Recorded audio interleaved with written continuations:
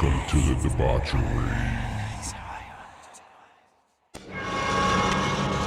We have such sights to show you. Here's Johnny! All you have left is my desire for you. Oh, no tears, please.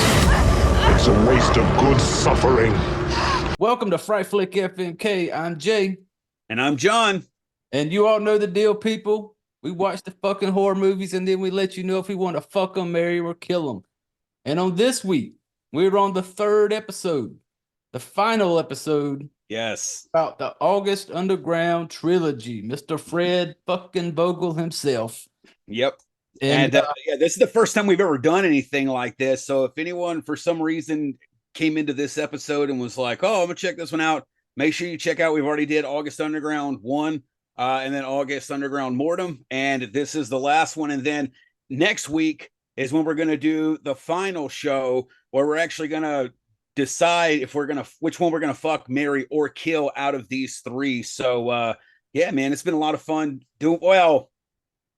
it's been fun doing this with you. It has not been fun rewatching these at all. But I am glad. All of it has. All of it's been fun.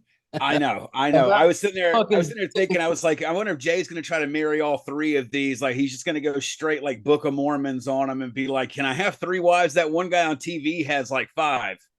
You just gave me a little idea. No. That could solve a lot of my back and forth I've had back and forth, man. I know. But yeah, no, like I said, it's been cool doing it this way. And I hope that we do like I said, we were through text, we were going over like several different trilogies that we could do this with. And so yeah, dude, I'm looking forward to it. So I guess like which one are you thinking is going to be the next one after this? You know what? Here's the thing. Let's get back to that at the end of this. Ponder that while we record. And that way everyone will stay through the end of the episode and they'll fast forward it or some shit. And we'll kind of discuss what our next one's going to be after this. So we can also promote it when we do the 4th show. Yeah, because most people, the handful of you faithful followers out there who have listened before, there's never a plan. There's never a schedule. So, the fact that we could possibly give you a little heads up, that's a bonus around this shit show. Like we're going to give you a plan. That's why it was so odd when we had this plan for the August Undergrounds. And but yeah, man, it's just we'll talk about that at the end of it. And but yeah, this week we are on, like I said earlier, 3rd and final episode of the trilogy, August Underground Penance, 2007. Directed once again by the man, Fred Vogel. This one is pretty much another sequel, like I said, to the August Underground Mortem, August Underground, and this one is pretty much, people are going to spoil the shit out of this thing. That's what we've been doing. We're going to keep on doing it. Yeah. Because these are the time, you can't talk about this movie. No. And there's not like there's some twist ending or something at the end, like, but we're going to discuss it and everything like that. So, and we always say, regardless of whatever rating we give it, go watch it for yourself. No matter if you hear us absolutely ream the shit out of it, like we did on, what was that, All Jacked Up and Full of Worms. And there was a couple of other ones that we just really. One that's Out in the Desert was another one that we fucking. The Outwaters. The Outwaters. Fuck yeah, we both despised that one. Those two have been the ones that we both just ripped on, Yeah. There's been a couple like that you like that I didn't, like fucking Skinnamarink-a-Dink. I know. I remember like, oh man, like, yeah, I'm one of those people. And I loved it when the Super Bowl meme where, what was it? Kelsey was like yelling at his coach. Yeah. And everyone took a picture and made a meme out of it. And you sent me the one about where, Kelsey screaming some shit. And then like, Andy Reid's like thought is just like, I'm just trying to be over here, or me over here actually liking Skinnamarink or some shit. Yeah. And I was like, as soon as I seen it, I said, did you actually get it on DVD? Yes, sir. Well, Blu-ray, yeah. Blu-ray. Yeah, I was going to show it, yeah. Well, damn. Yeah, man. And I mean, this one, I mean, because I collect, and I still need to do this one day, because even as far back as when like Spread the Dread was going on, and we, when we were, because this show's been around for a while. You've been hosting it for what, over a year now? Right at a year. Yeah. This episode for Penance is going to be episode 55 since I took over. Yeah. So and you've even done more than one a week. Yeah, there's been earlier when I was doing a couple of weeks. So yeah, but so this, I mean, I need to talk, like, show off my collection, not like in a shit with like, but I've had people ask like, yo, what all have you got in there?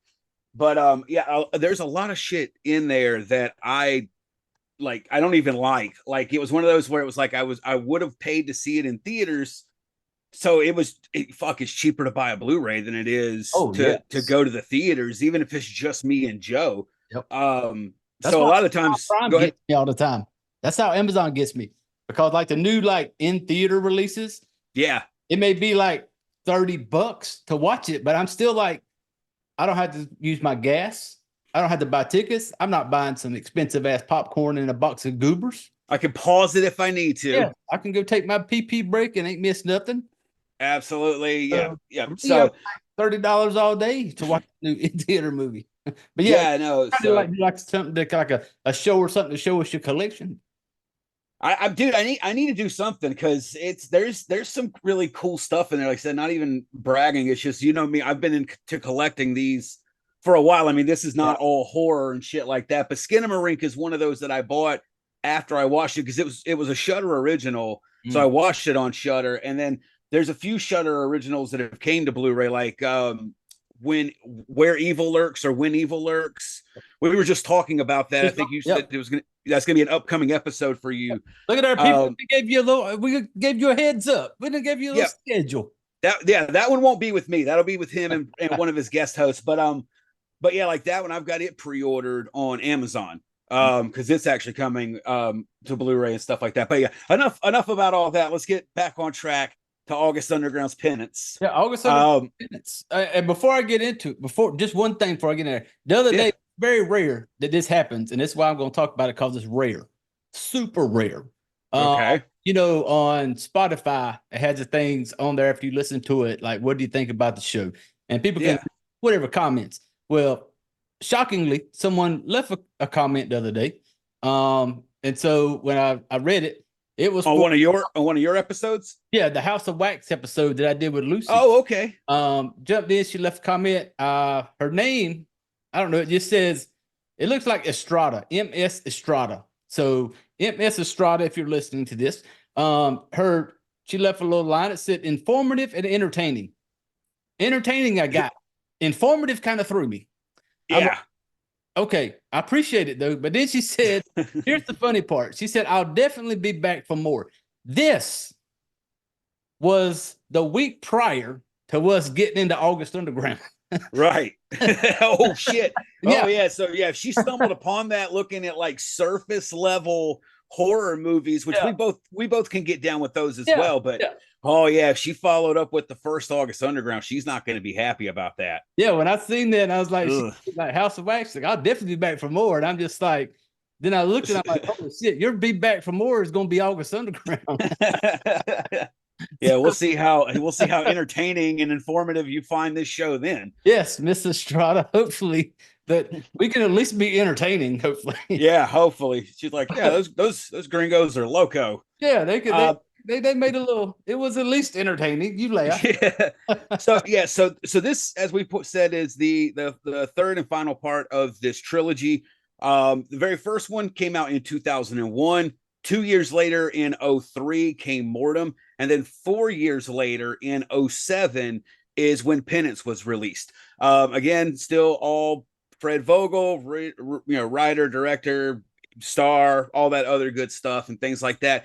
I can't remember because we decided earlier we're going to change this for the next trilogy, because with this one we were like, we're not going to rate each movie individually and then give an overall rating. Yep. But I think we should on the next one, because if the next one's the one that I think it may end up being, especially knowing if you get to decide, I'm going to probably kill every single fucking one of them. And then I got to pick which one at the end I would marry and fuck and all that other stuff. So we'll see. But I can't.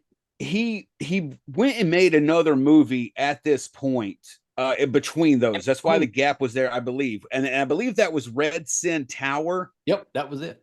Okay, so it completely. Have you ever watched it? No, I haven't, but I haven't either. I don't.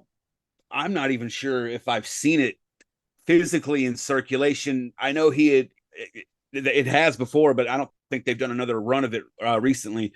But I've read up on that one and stuff like that, and then he comes back to Penance. And so with this one, it's this. Penance was his way, because originally Fred had no intentions of this thing being a trilogy in the beginning. No, his first thing was going to be August Underground. Bam. Yeah. And of course, we got Mortem, and then for Penance, it was like they had just finished the movie you talked about with his company Toe Tag.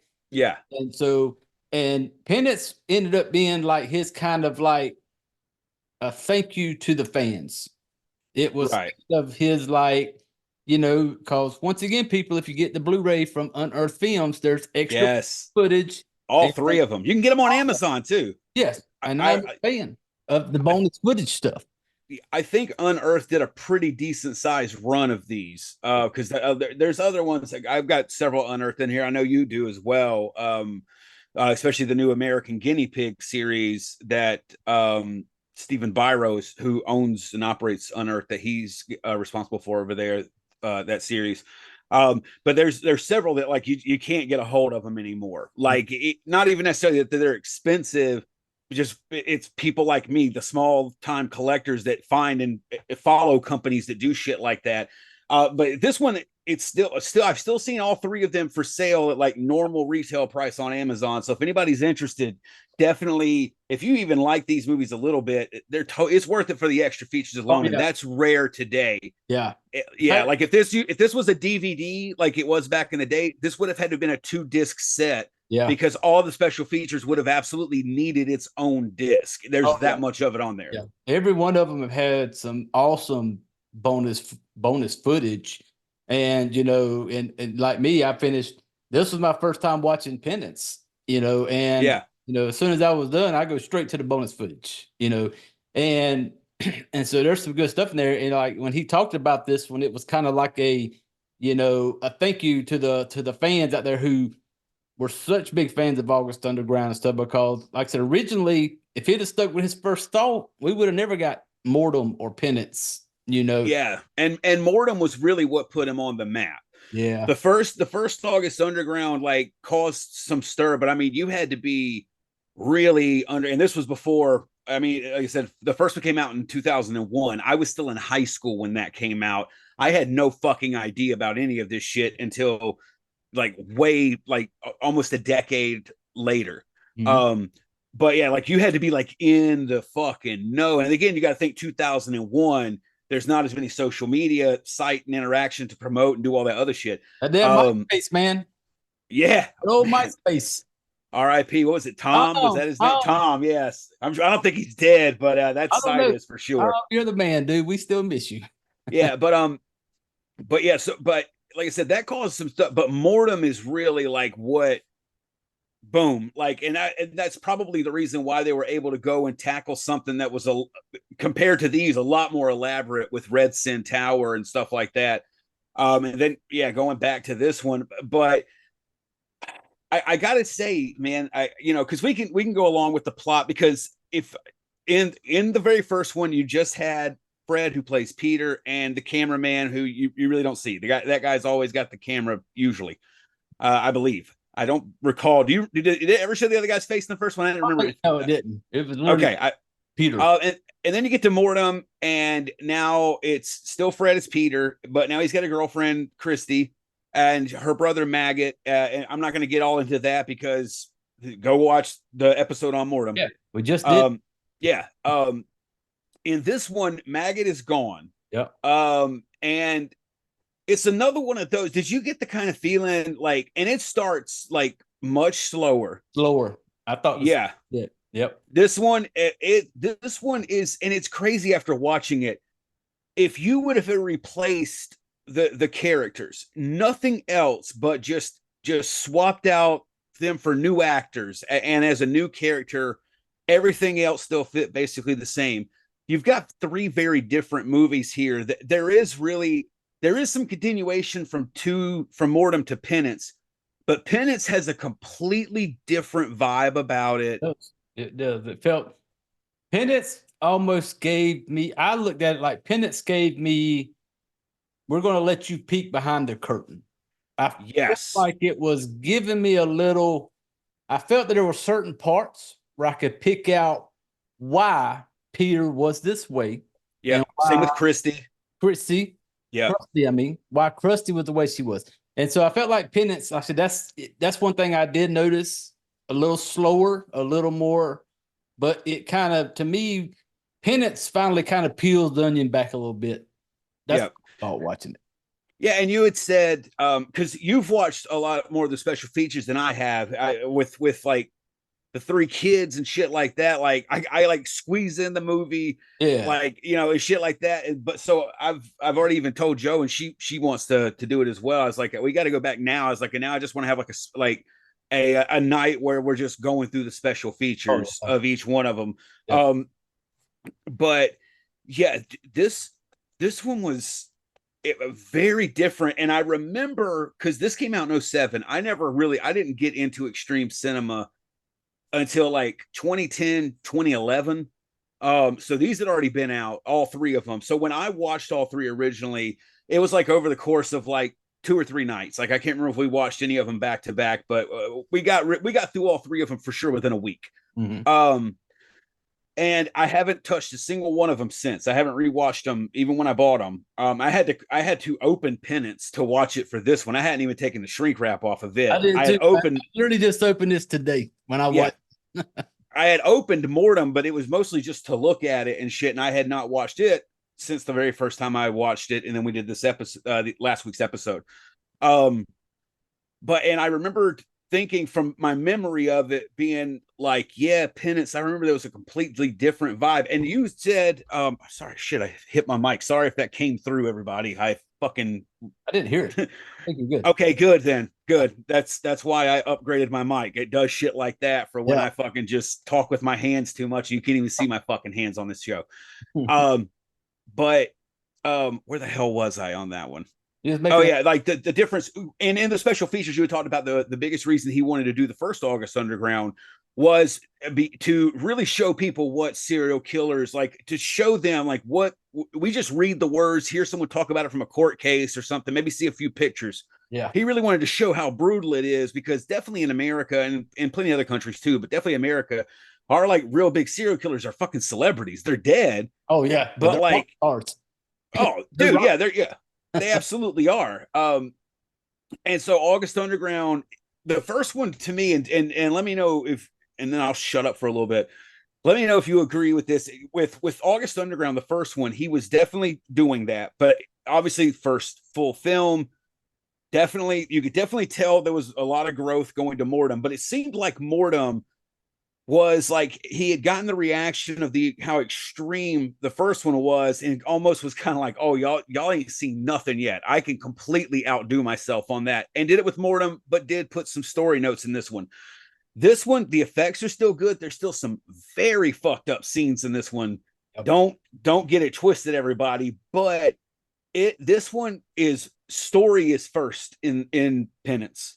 Yeah. And it's not in any of the other ones. It's not present really at all in the first one, but it's in the back seat of Mortem. This one, yeah, like you said, getting behind the scenes, he's still showing you the realness of serial killers, but I mean, there's serial killers who are active long enough or something. I mean, they're fucked up inside. I mean, look what the fuck they do. They're fucked in the head, and it shows it here.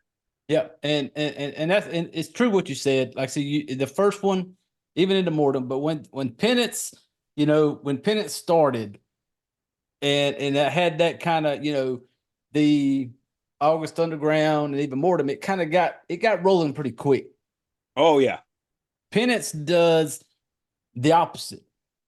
And Penance kind of lets you almost, it's like, when there's certain movies to where people's like, certain movies give you a little bit of time to have a connection, not really, maybe a connection. No, yeah. No, you get invested in your characters. Yeah. Now you're going to care about what ultimately happens, to them throughout the story. Yeah, because, in the beginning of Penance, you have a little part in the beginning where it starts off, they have a dude taped up, they kill this dude, whatever. That's just a very fucking, if it's a minute, maybe, it's a very short period. But then we get the two of them, and it's for a good period of time. It's this couple. They're just, they're out, driving around, they're sightseeing, they're taking little videos, and the same shit people do when they go on vacation. They're, oh, look at that part where they seen the railroad crossing, and he's like posted up against it. And he's like, tape this, and she tapes it, and it's like, it's this normal side of them, to where they're just this couple that's just, they're out and about enjoying, laughing, joking, and so. And it was slower in the beginning because it's not going to hit you right out of the gate like the other ones did.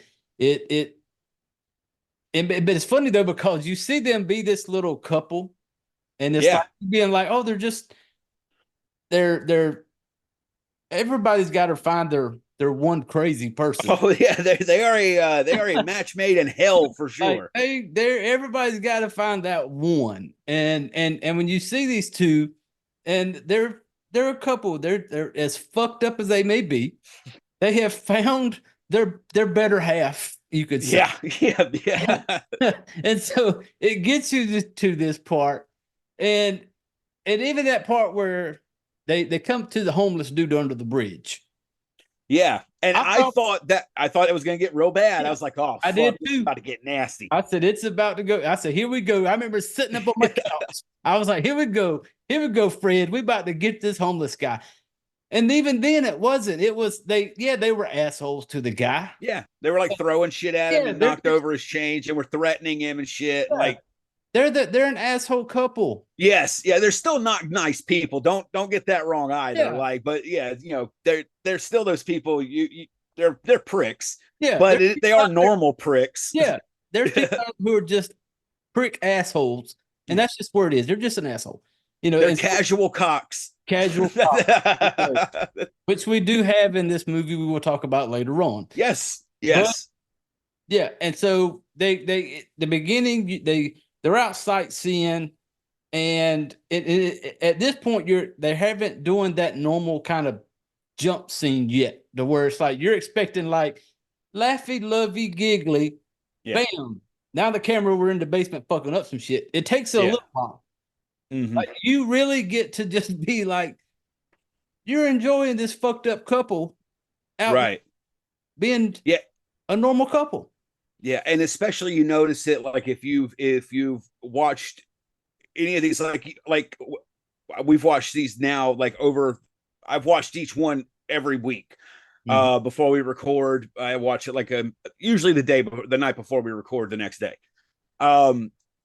And yeah, it is very noticeably different here. And then, like I said, but even then, if like the homeless guy under the bridge, if that scene was in Mortem, if you've watched Mortem, because that's what we were expecting.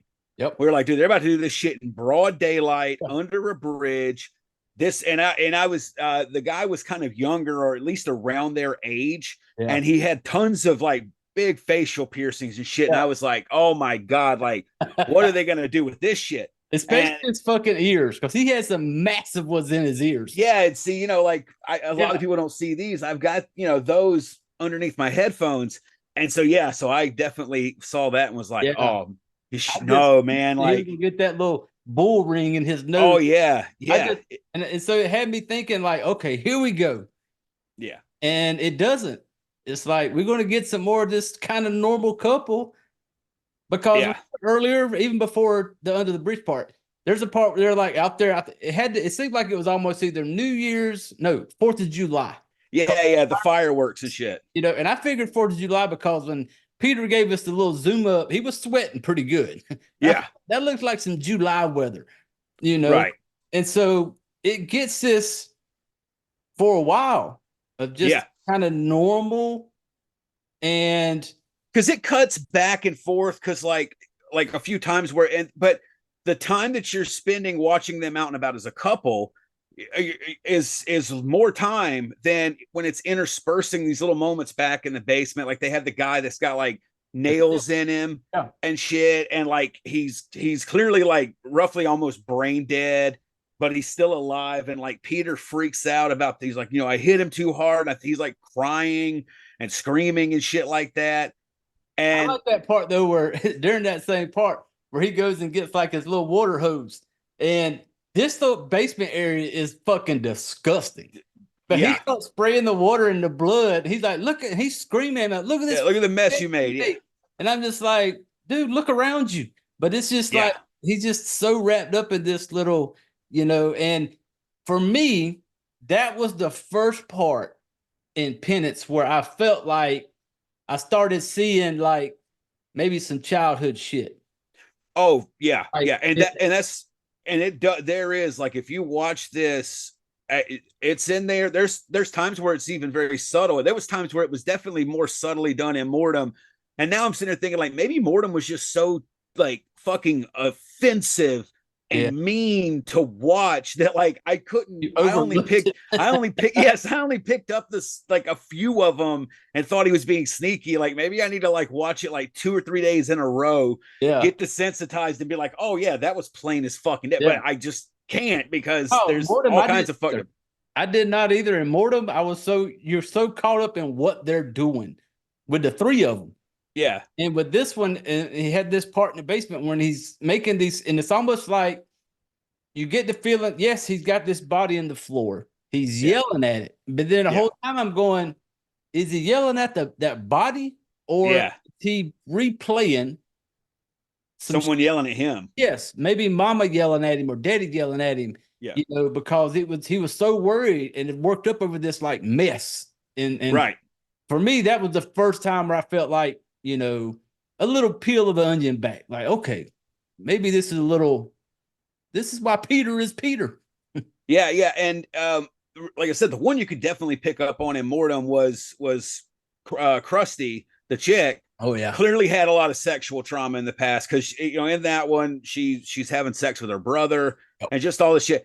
And it's weird because once you watch Penance, you almost can pick up on some of those vibes that were going on behind the scenes in Mortem, because now you're getting to a point where they either know that like their time is coming very soon, and there's several scenes in this one where like there's multiple dead bodies in the basement. Oh yeah. Peter's not keeping up with disposal and shit like that, so like it's fucking like it does have a very end feel to the whole movie. Like this is, and I mean, if you know what the term of penance, paying for what you've done, it's wrapping it up. So even though he didn't plan to do it and it was an unnecessary sequel, technically story wise, it does put a bow on it. It lets you know, like, this is the end. And it's like all of the fucking like trauma and that they went through as kids clearly. And like the trauma that they're giving out to other people, it's just wrecked them. Like they've just been indulging in this shit for way too long now. Because I noticed early on, like Crusty looks rough in this movie. Oh, she did. Yeah, she really. We were kind of joking last time in Mortem about like like her looking kind of sexy in a few scenes, and we dug it and shit like that. And not in this one. She looks unhealthy, and before the movie actually points it out, I had already started noticing it, so it was dropping that shit, and then it comes through, man. Like this one is so much more different when they're not in that basement. Yeah. There's it's so much, but there's even some scenes in the basement even where in shit. The basement. Yeah. When they're down there together. Yeah. But there's that one part in the down in that same part before when he's yelling about the cleaning, and there's a part where he was like screaming, and I remember putting it in my notes because he's like yelling. He's like, I don't like myself and I don't feel good. Yeah, because he was doing this where like he was talking to him and he was over him and was moving the guy who's basically brain dead, but he's not dead. He's still breathing and his eyes are open and shit. and he's sitting there making his mouth move to say the words about like, oh, I don't feel so good, I don't like myself, or something like that. And then he stands up and says it, and yeah, like that shit's coming out, and it's like I said, man, it's so much more. It's crazy how this one has some really fucked up, which we're about to get to. Oh yeah, here's your trigger warning now. You know, like this one's fucked. Yeah. Because it's right after the homeless guy. Yeah, they're having their little normal shit. Then all of a sudden, this is where it throttles up, you know. And it's funny because you mentioned and that we assume the fireworks for 4th of July. You know, that 4th of July and New Year's is most synonymous nationwide in America. Like I live in South Carolina. We have fireworks places everywhere. Like people around here just fuck with them to fuck with them. But everyone else, it's New Year's or it's 4th of July. Well, then the scene that we're about to talk to, this takes place on Christmas Eve. So we got us a Christmas horror movie, baby. Dude. It's horror. Oh man, no, I'd rather watch some of the other ones I've seen versus this scene, man. This scene is rough. It is. And because prior to the Christmas scene, this is where we give us that first jump to the basement. We're out in the woods. They give the homeless guy bullshit, whatever. Then we're back in this little basement. They got this dude on the floor, cutting up in this gut, pulling out fucking guts. We got our girl Crusty. Peter steps away, but this dude is cut open and he's trying to pull out all his insides, and they're just kind of sitting on his stomach. Is this the one where this was the one where they were talking about the smell, right? Yeah. Yeah. So like, he ruptured something in there when he was trying to do this shit with the knife. And like look at any medical thing, like that shit is awful. Yeah, you do not want that severed. The fumes that come out of that's fucking terrible to do it. So he can't take it. He had to leave. Yeah, and so Crusty was sitting there with the camera, and you see her kind of pushing at it with her foot, and you're hearing this little like farting kind of noise. Yeah. Oh. And then it gives you a close up, like you see the intestine of where the hole's at, and it's just this little spitting out some little bubbles. Yeah, look, it's just like little frothy spit bubbles coming out of where this puncture was at, and clearly he used real intestines, probably from some an animal. If you find anybody who does like processing of animals and stuff, you can get some animal organs, and a lot of that stuff looks the same. But yeah, so they're doing that, and then we see them hanging out with some friends again. Want some little cocaine, baby. Some little cocaine. Oh, yes. Dude, there was like 11 lines. A lot of lines, man. Like they were, and it was a big party. And then I was sitting there, I was just like, I don't think anyone's going to be happy with a single line. Like, I hope this is not all like the cocaine. I haven't done cocaine in a long ass fucking time, dude.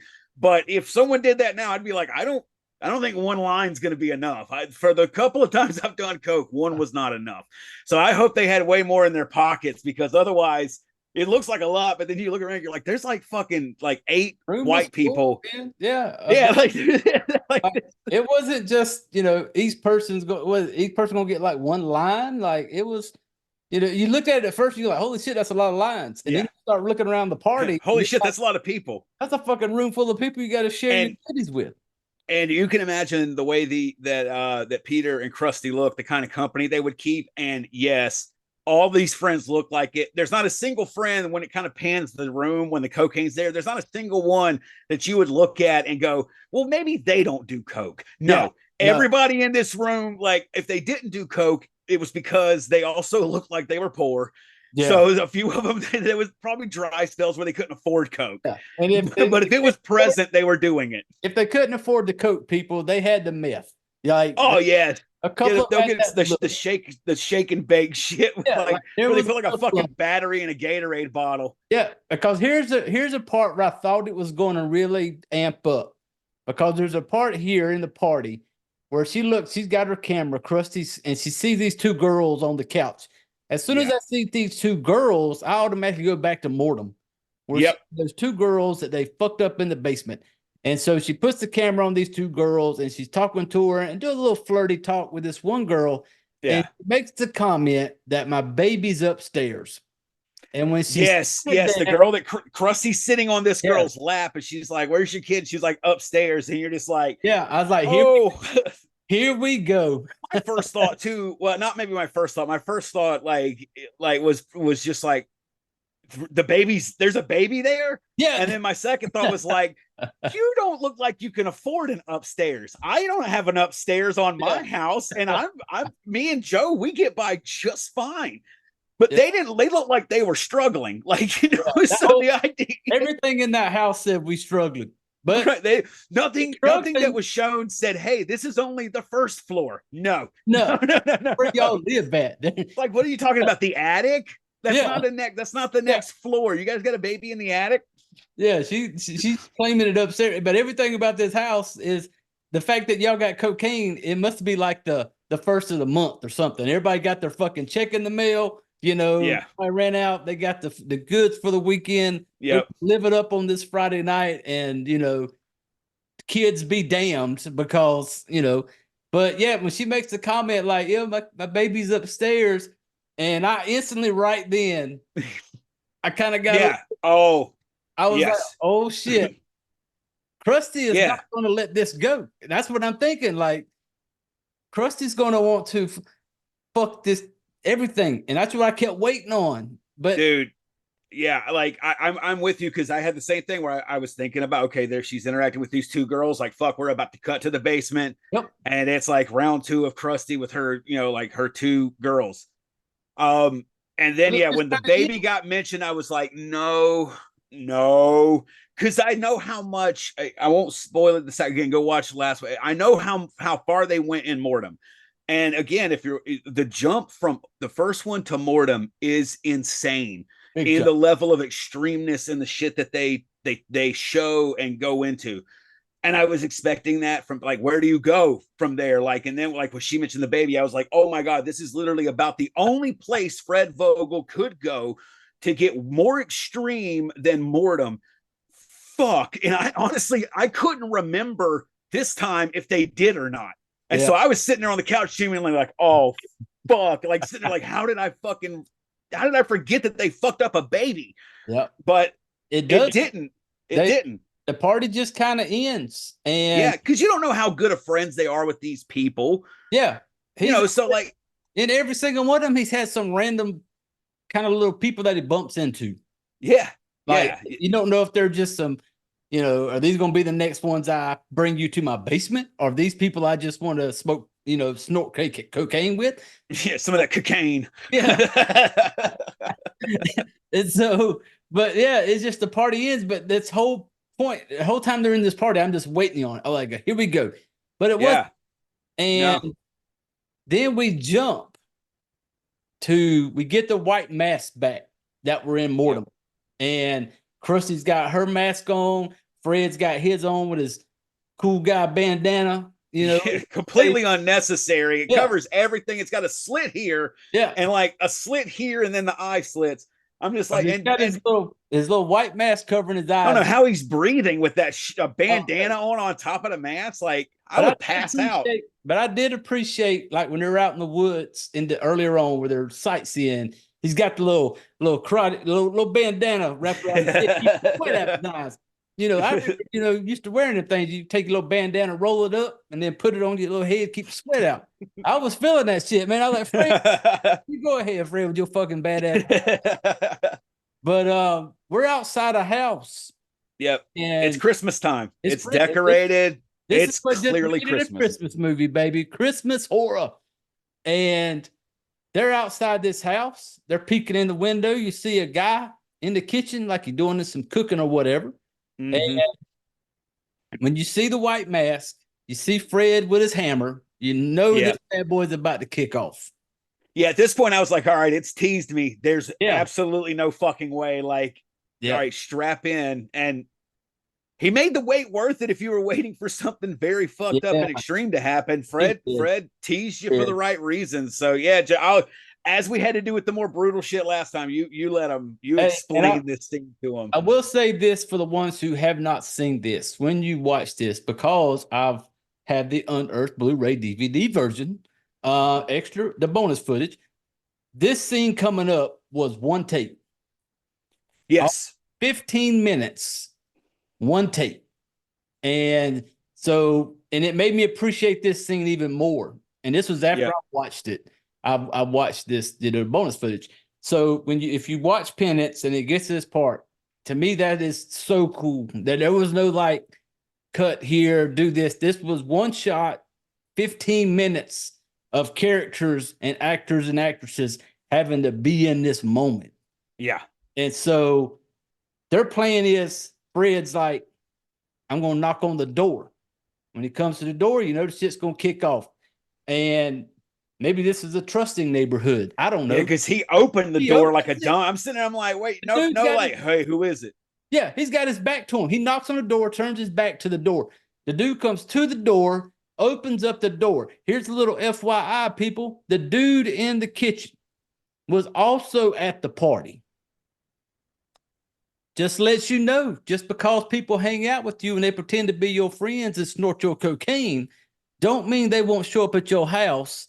Did you notice him at the party, or did you get this from the extra features? I noticed him at the party. I did not notice that at all. Yeah. This is the first time I had no fucking idea. Thought it was completely at random. No, not a random person. The dude that they bust into his house was at the party.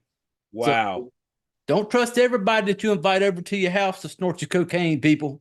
No. You might want to, might want to scrub your list a little bit. Make sure before you put out your white powder that you know who you're bringing over to snort up with. Exactly. You got it. Family first. Blood is thicker than blow. This is it. And hey, dude knocks on the door. Because not this wasn't some random house they showed up to. This was I thought this wasn't just off the wheels, ride down the road and be like, hey, let's go to that house. They knew this motherfucker. Yeah. So, I thought it was completely random. Yeah. He opens the door. When he knocks on the door, he turns his back. The dude, being very trusting, opens the door to a dude that has his back to you. As soon as that door opens, here comes fucking Fred with a hammer. He pops this old boy upside the head. And down goes, he's down. Like, and it was like, I ain't talking a tap with the hammer, people. No. Fred came swinging. Yep.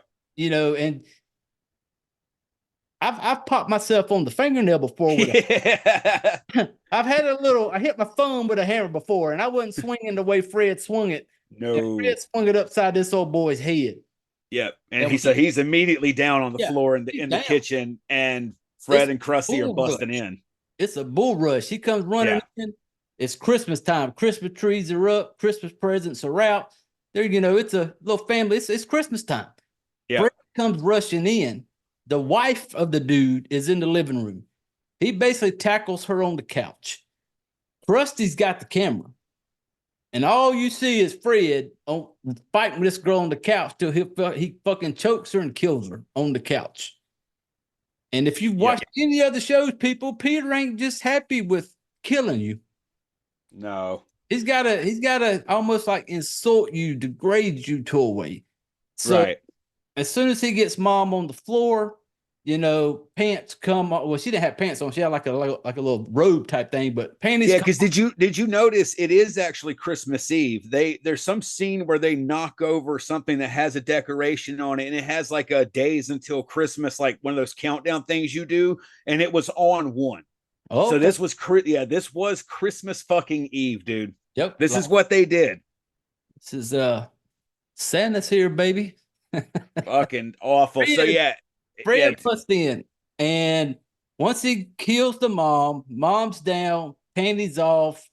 Fred does what Fred does. Fred is now going to tries to basically break mom on the floor. Well, the first time I think the first time he was able to do a little something. Yes. Pause, and then and Krusty's filming it. She's making sure, so we get to see Fred Vogel's ass a lot. Yeah, in this 15 minutes, like you get a whole lot of Fred booty here in this like 10 to 15 minutes. Because, and I thought they were gonna like fight over that, but like Krusty's into it and shit. No, because Krusty's doing a little touchy feel of herself. She's flicking. She's flicking the pee while Fred has her on, and at this point she's on the ground.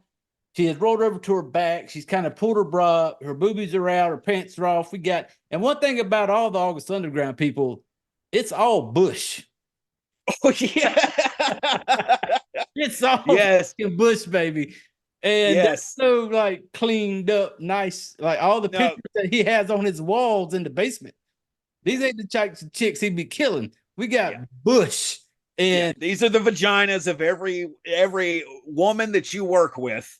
This Yeah. is just these are normal vaginas. These are Yeah. not yeah. these aren't Pornhub. Which adds to the authenticity. I'll give it that. It does, Hey, and that's Fred's the just one got thing- an eye. This is that's one thing I said when I was watching this part. I was like, the one The thing about details. I like about these movies, it's just normal people. There's no fucking, souped up big Hollywood star that's just like, No. it's just these normal, and I ain't saying people are ugly. What I'm saying is you just No, but they run the gamut. Like Yes. there's some of them like that one guy may be like, oh yeah, she's cute. And Yep. he'd be like, oh, no fucking way. They're normal. These are all exactly, they look like real normal people. And I'm assuming they either worked with Fred or knew Fred or were friends with people who knew Fred and stuff like that. Cause I mean, he did these movies for like a few $1,000. FYI, bonus Yeah. feature, the lady that he was doing that to in the living room was the wife of the dude he popped with the hammer when he came in the door. The legit real life wife. Yep. Wow. And by the way, the guy he popped with the hammer, he's not dead. He No. can't get up. He is He's on the floor. dying, but Yeah. he is not dead yet. Yeah, he's trying. You see him struggling because, at this point, like I said, he has done all this shit to the wife. Well, while Fred's doing that, Crusty goes over to the dad and is like filming, like, you hear what he's doing to your wife and shit like that. Yeah. I'm like, fuck, gross. Oh, Yeah. terrible. At the one point where Krusty's filming Fred, he's like, trying like kissing on her titties, and he's like fingering, playing with her pussy, and the whole time you see the camera, you look down where the camera, Krusty's got her hands in her pants, and so this is turning her on, and she's oh, this is going on, and she has gone back and forth with the dad a time or two, but the next thing you know, it ain't just mommy and daddy at home on Christmas. No. The camera comes up, you see teenage daughter, maybe 13.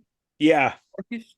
Standing there in her little PJs, her little just normal. Normal She was probably already asleep and got woke up from all noise. this stuff going on. Heard the noise. She's waiting for Santa Claus to show up to get her fucking Christmas gift. She hears some noise downstairs. Did she wake up thinking, hey, is Santa here? Yeah. No. We've all seen those movies where the kid wakes up. Is that Santa? Guess what, little girl? This is not Santa.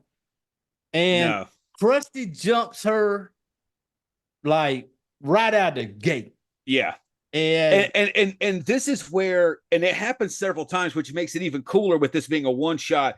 There's a lot of emotional, like switching gears big time between with Fred Peter and Christy Wiles, who plays Crusty. They're going from, murdering to, and then eventually like Peter keeps trying to, again, rape this dead mother. And he's talking about how he can't get it up and shit like that. And so he starts switching to there. Then when the daughter shows up, dude, it's like Crusty just completely flipped a switch and went just very aggressively at this daughter. And it's crazy because you think Crusty and you're thinking Crusty from Mortem. As much as she flipped out on this girl, it felt different. Yeah. It felt different when she jumped on this little teenager, and the way she's acting towards her is so it's a hateful way. It's almost like there's she personally has something again. Like it's something everything else is not really personal. They're doing it because they have fun killing and doing this fucked up shit. Yeah, the way she went, it was and again, I as you mentioned, these people were at the party, the mom and dad. Well, we still don't know, huh? The dad was just the dad. All right, but so we have no idea how well they even knew. They could have been friends of a friend of a friend. Yeah, followed them and found them and shit like that. But Crusty goes at this daughter. Dude. I was immediately this time was watching it was just like, what the fuck? Why? And I was even trying to sit there and be like, did something happen I didn't catch? Because the one thing I could never get subtitles to come on these Blu-rays. Okay. that is one thing that sucks, because the volume's all over the fucking place when they're talking, and then it may immediately cut to the basement and someone's screaming and shit like that. So I thought maybe I had missed a little snippet of something, and she just fucking just jumps on this. Yeah, I mean, like you said, you know, she could have honestly been anywhere from 12 to 14. Oh yeah, and you know, and this is the part though where I felt like you really peel back some shit on Crusty. Oh yeah, Peter, you know, he's mad because he can't get his fucking dick hard, and he gets the camera. He goes out there talking shit to the dad, and you're seeing Crusty still wrestling with this girl, and she's grabbing the Christmas presents, and she's like trying to make the little girl open the present, forcing her. Yeah, forcing her, and at one point she like Fred goes over to check on, puts his camera on that. When he turns back around, Krusty's there on top of her now. Like the girl's on her stomach, Krusty's on her back, and she's basically got this Christmas gift. And she's like, just the way she's screaming at her, and then she starts choking her. Yeah. And she's going to choke her with the Christmas gift, by the way. It was like this purple pink looking like hoodie. Yeah. And she immediately chokes her, kills the girl, and then she puts it on. Hoodie and on. You see, it says princess across it. So that's why, yeah, I would see she's definitely younger, 12, 13, 14 at a push. Yep. Because even then, because she looks up and, you know, Fred looks at her with the camera and she's kind of like, oh, look what I got for Christmas. Do you like what I got? You know, and it's just, and Fred's still, at this point, Fred's going to get to a point where he's like, I'm going to go take a shower. And Fred's just kind of like, he's done, you know, type thing. Because at this point, the dad has stopped moving. Dad's done. Yeah. Dad, the good fight is over. Peter just like, I'm gonna go take a shower. And it's like he's over it.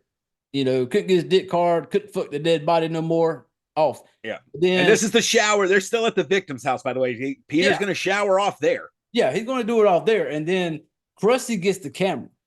And this is where Crusty really comes across like this old girl's got some serious issues. Yeah. Because she has the camera. And there's a part earlier before Fred leaves where he videotapes her with this big stuffed animal. And she's on the floor cuddled up next to the mom. And she's like cuddled up with her. And she's like, it's just the way she's acting. And then she does it with the daughter when Fred leaves. She's laying with the daughter that's dead on the floor, cuddled up next to her with the camera. And it's just this, to me, you finally get to see Crusty as like the issues, man, like some deep fucking issues. But it was kind of cool at the end though, where she's like laying on the daughter. She picks the camera up and she's just kind of like, good night, everybody. And just like, you know, but that was a serious, like a lot of shit went on in that little 15 minutes or so. Right. And it's crazy because this is a very powerful scene. And a very disturbing scene that barely has any blood in it. The only blood is coming from the dad's head wound. That's not anything. The part where he strikes him, the blood you see on the ground, fuck, man, there may even be some PG-13 movies that could almost get away with that. It wasn't like, and I think there was a few times they may have zoomed in, but the mom was choked to death. The daughter was choked to death. But here you're getting to the point and where you can clearly see with the way that Crusty jumped on the daughter and shit, that's all her childhood trauma. And she hated this little girl because this little girl was clearly having the life that she didn't. Crusty probably didn't have at Christmas time. There probably wasn't a tree, gifts, anything like that, and shit like that. Really fucked up. Peter's thing starts to seem like he definitely was dominated, like as a child. Like I would imagine probably sexual from a male family member. It just has that air because it seems like he's getting really upset with like the fact that he can't get it hard, even though it seemed like like you said, the first time he did what he did with the body seemed like something was definitely happening. I thought he finished off. Yeah. And you know, sometimes you got to sometimes you got to wait back in line to get on the roller coaster again, buddy. That's just the way it is. Sometime, man. And you know, right. Sometimes, FYI, ladies, round 2 does not happen within 1 to 2 minutes. No. Peter was putting way too much pressure on himself, in my opinion. He put a lot on himself in that moment to have to perform. And I was kind of like, Peter, step outside the little house, have your smoke, and then come on back in, and you'll be ready to go. But, he put a lot of pressure on himself. He thought he had to get it up and perform just like that. No. No. So, this scene was tense. It was. For a long period of time. For it got to be blood and guts. No, again, compared to Mortem. Yep. There was some stuff that was, again, the obvious disturbance. I don't know how old the actress was who played the daughter. She looked her age. I will say that. Yeah. Like, it wasn't just the princess hoodie or like the PJs that made it seem like she was in that age group. Like, she looked like she was. Yeah, she did. So however you feel about that is whatever, but it did seem authentic. And like I said, props to everybody for being able to do that, man. That had to, especially for, the mom for sure, dude. Cause like, she's basically naked the whole time. They're just all over her body at random intervals and stuff like that. And she's kind of having to play dead in this uncut scene. So it is crazy, man. I was impressed when I found out that it was like one shot. That they got together. They said, this is what we're going to do. They started and they rolled with it for the whole time for everybody to be able to like stay in character. Because there was parts in it to where I would have started laughing at a couple of parts. There was little things that they would do that if I was laying on the floor, I might have giggled. If I'm on the floor with my titties and my bush, if I was a lady, bush out, old girl started like, sucking on my titty, I might have giggled a little bit, Yeah. Or flinched something. He did very good at there, letting them kind of grope all over. And so like I said, that's going to be a long part that is like, it's disturbing. You're not going to see about it like, not the normal Mortem type shit yet. But then all of a sudden we get another part. To me, that seemed kind of odd to me. Because so far, people, every movie of the August Underground, we've been at some type of party where there's some screaming music that I don't understand. Yeah. And once again, Fred, you gave us that part to where there's a part, there's some screaming music I can't understand. Well, then we get Crusty is by herself. Yeah. She's at like a little music hall or a bar that has live music. And it's kind of like death metal shit going on. And at first, and there's a scene earlier where she's clearly got wigs and shit because she disguised herself as being older. And so like, it looks like she's in a wig or her hair's definitely done completely different than normal. She's got like a hat. And she goes into the bathroom with this random dude. Yeah, Peter is nowhere to be found. Peter's not there, which is odd because Peter's been with fucking Crusty all the time. And now it's just Crusty with the camera, lures this guy into the bathroom. They're all over each other. And then Crusty kind of flips a switch. Yeah. Like, get the fuck off me. Get the fuck off me. And there's like this fighting. And then the next thing you know, another flip switch. Yeah. Fuck me in the ass. Yeah. I was sitting there, I was just like, wow, you guys are out in a club, like, a music club. You guys, like, there's no way a dude or her prepared for anal sex before they got there. No. So this is definitely a literal dry run. Yeah. You can't plan for that, people. And it's like she's into the pain. Yeah. There's like a sense of it, like, but there's like this. It's weird. It's nasty. The dude's like talking shit to her. You can clearly see she's like going through shit, like on her face. You could see there's all kinds of shit, like traumas and stuff getting kicked around and stuff like that. And honestly, there's a part, maybe it's just me. Yeah. But there's going to come a part in this movie to where you feel sorry for Crusty. Yes. I do. I did. I never once felt sorry for Peter. No, not at all. Because and it's so weird too, because in Mortem, like, Crusty was the fucking meanest one. Yeah, she was awful. Yep. And again, it was until you get more into the movie, at first it's very weird. Like, especially if you didn't wait 4 years between watching Mortem when that came out in 2003 and then watching this when it came out in 2007. Originally, if you're watching them within a few days of each other, completely different character.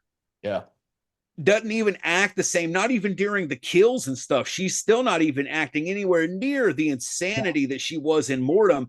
And it's coming to the fact that, and so do you know about the post-credit scene? I didn't know there was one. Did they not cover it in the special features that you saw? I didn't get to watch all the special features. Okay. There's a post-credit scene. Was it? Very nope. A very, very quick one. Hold on. Now I'm gonna go say this. And the reason I want to bring it up now is because I think we're at a good point. So we've been probably going for about an hour or so. So we'll start kind of pulling it down because I don't want to give away everything. We don't have to give away everything. And we still have to talk about this movie again next week when we actually decide which of the three we're gonna fuck, marry, or kill. But I do want to say that major.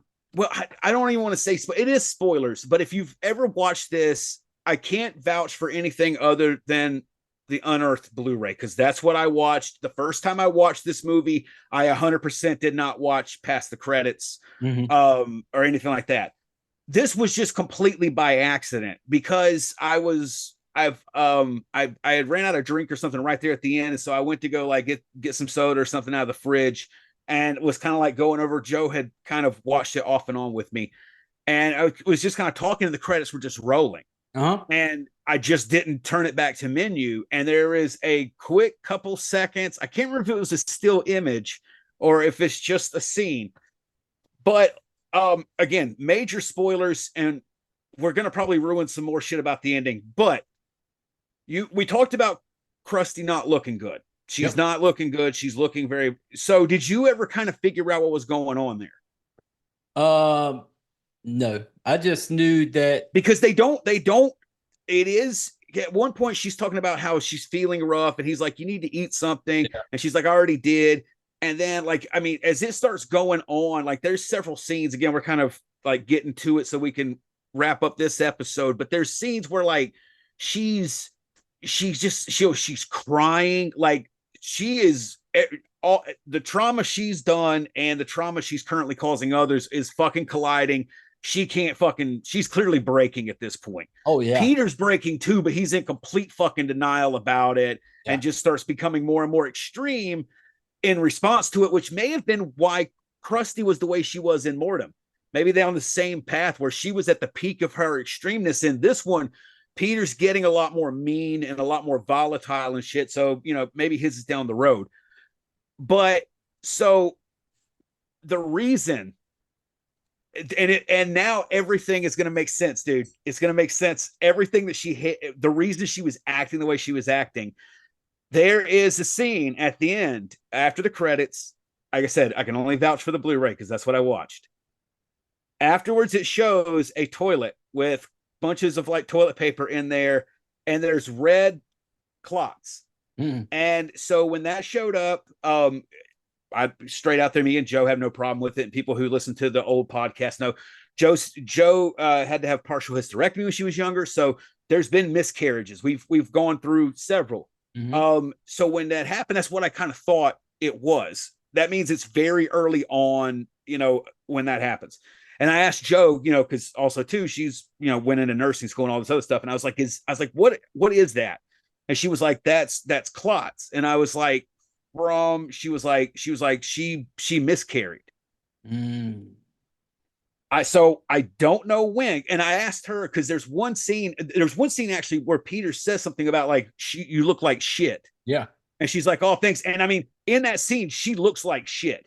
Oh, like they made it to like her face is all sunken in, her eyes are really dark. She looks sick. She looks sick and creepy because when she's standing there, she's kind of like slouched over and she's just kind of looking up at him. And she looks weak. Oh yeah. Yeah. She looks really bad. And I asked Joe, I was like, when those scenes were happening, I was like, could that have been because she was pregnant? She was like, yeah. She's like, that early in the first trimester and early on. She's like, some women have that because their body is, I'm sure she put it in the correct way and I'm about to fucking butcher it, but their body is sending so much of like the nutrients and all the shit that it normally needs. It's sending it to their womb because it's, it's making a fucking baby. So she was like, people can really look malnourished, especially like if maybe they're having morning sickness, they're not eating that much and shit like that. Which again, Peter saying, "Hey, you should eat." Maybe Crusty hasn't been eating and shit like that. But yeah, so it doesn't have, dude. I mean, it literally the credits roll. It cuts to that image of that toilet. 3 seconds tops. Done. Back to the main menu. Damn it, because that's what I did. As soon as I seen the credits, you were like, extra features. That's exactly. Dude, I have no idea why I didn't. Like I said, it was literally because I was like dying of thirst and my drink had ran out. I was getting really into watching this one. This is the one that like because the story, I was like, holy shit, okay, like where, and I couldn't remember. Mortem, I never forget a single fucking thing. I forgot how long those scenes were. This one my memory was spotty on. But yeah, dude, so that's and we did get to talk about my part in this movie. I don't know if you want to hold it till next week because it plays into this though. It does. Because there's a part in this. Let's get into it. I'm sure we'll talk about it next week, but because of this whole thing, talk about this scene. This is after the Christmas thing and all of that. This is a later scene in the movie. This is where earlier when you said he's just gotten kind of sloppy. The base is full. He's got bodies on the table. He's got bodies here, bodies there, whatever. But there's a part where Peter is going to be in the basement by himself. Yeah. Peter has caught himself a pregnant lady. Yeah.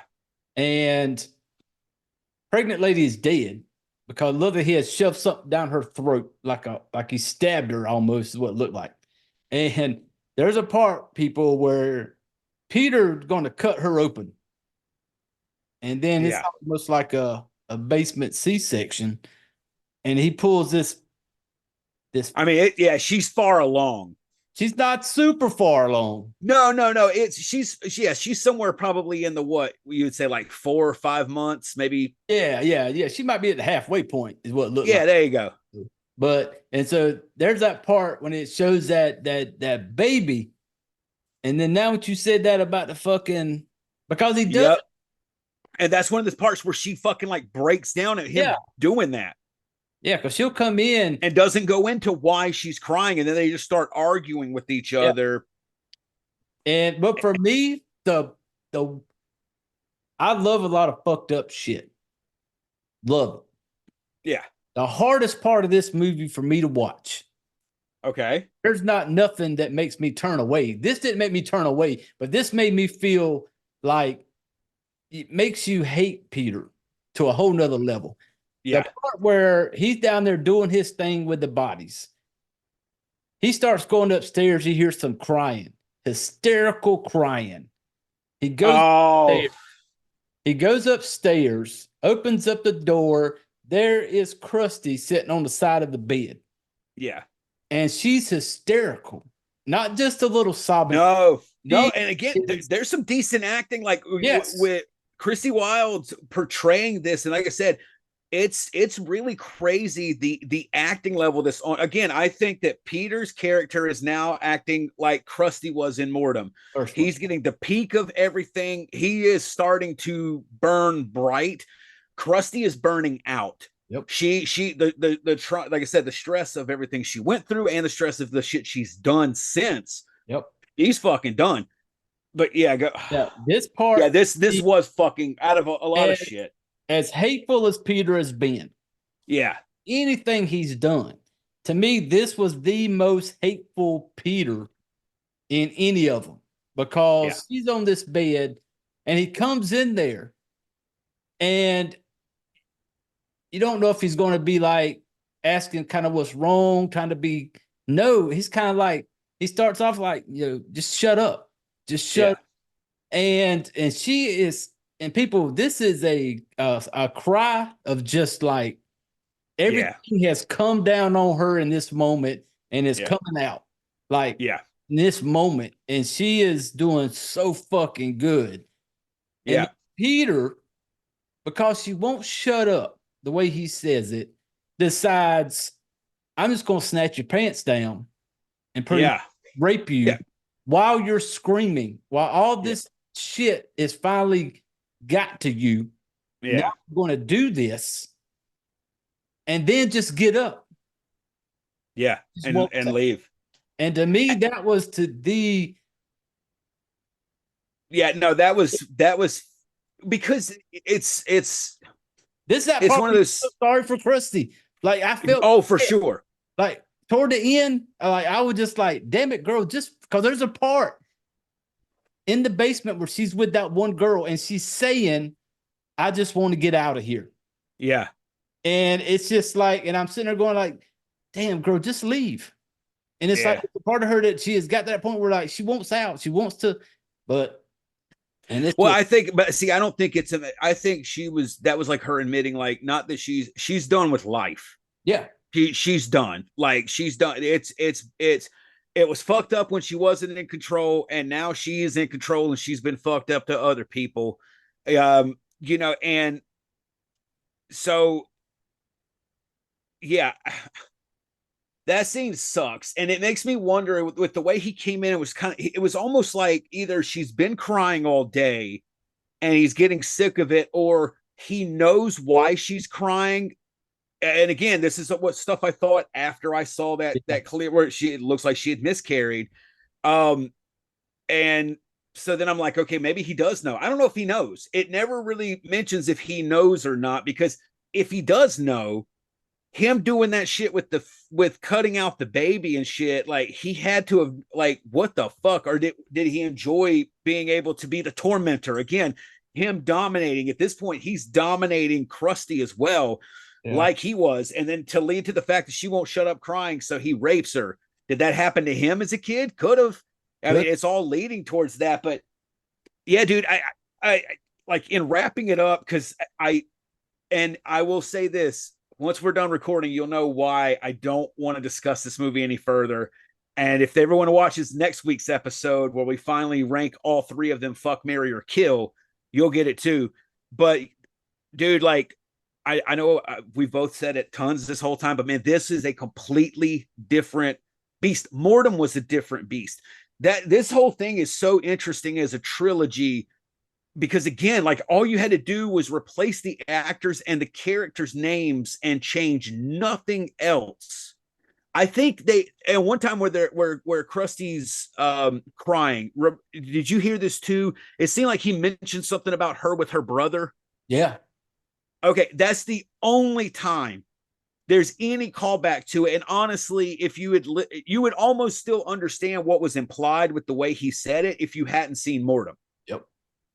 So it's just crazy, and it's really crazy because they also said too, the other ones were shot on tape. This was the first one that was shot in HD, so the quality of the picture looks way different. It looks far more modern. I was actually surprised when I was like, holy shit, 07, it's older than I thought. It doesn't look as old. Yeah, it was a lot more clear, and he upgraded his got some new shit. He upgraded. Same shit we do on this show, people. If you're joining if you're joining the Patreon, $5 a month, we upgrade. Yeah. but yeah, man. I can't wait till the next episode where we get to really give our fuck, marry, kill, and kind of the reasons why, what made it what we think. So you got to tune in next week, people, if you're going to get the final fuck, marry, kill. So yeah, I'm looking forward to it, man. Like, especially after watching this one, and I was like, my order is starting to take form. Like, I know one of the spots for sure. The other two, I keep going back and forth. Mine flip-flopped. Huh? My order has You've moved all over the place. All over the place. See, I've got one of them 100% locked. There is no changing it. The other two ratings and two films, though, I've got good reasons for why I would give it one either or, and so I don't want to slip up and say it because I want to 100% save it, but for next time. But as of this moment, we're about to end this episode, and I still at this moment have no clue. Yeah, like I said, I'm the one that I know 110%. There is no changing it. I'm going to be spending a lot of time, and that's why I kind of want to go back through the special features, at least like some of the making of shit that was there to really get to like hear, because a lot of those were done for these editions, or if it wasn't for, I think there was some stuff that's exclusive only to the Unearthed version, because Fred as toe tag, I believe, put out like he's released these physically before himself in smaller runs. But you can definitely tell Fred's older in a lot of these interviews than what he was in that. So it's cool to kind of get him looking back on it. And again, with extreme cinema like this is the thing that sucks, is that, you know, these kind of filmmakers, you don't really get to get these in-depth dives into them. No, you don't. You know, if you're a big Scorsese fan or any of, you know what I'm saying? Like, are these big, you know about them. You know their thought, how they were about movies. They do tons of interviews. So that's one thing I really like, man. And I hope that more extreme and underground ones, as they're even getting these limited releases, like I really want them to start doing even just a retrospective, looking back. If you didn't do any making of shit when you filmed it, cool. But hey, it's been out for 5 or 7 years. Tell us what it meant to you then and what it means now. Because a lot of people watch this kind of shit and think we're fucked up for liking it, but this is just normal people who are making these movies. Yeah. And that's, you know, one thing I will say about the bonus footage with these August Undergrounds is you watch the movie, and as much fucked up shit as you may see, you will listen to Fred talk about it. Yeah. And it's almost like, oh, that's his baby. That's just, and it kind of makes you, he's just a normal ass fucking dude who makes really fucked up art, you know. And he does, it's an artwork thing, man. And so I can't wait to the next episode, bro. I can't wait. I know. I'm going to watch them all again this weekend with my wife, because she hasn't seen more to more Penance, right? So she's watch all of them again this weekend.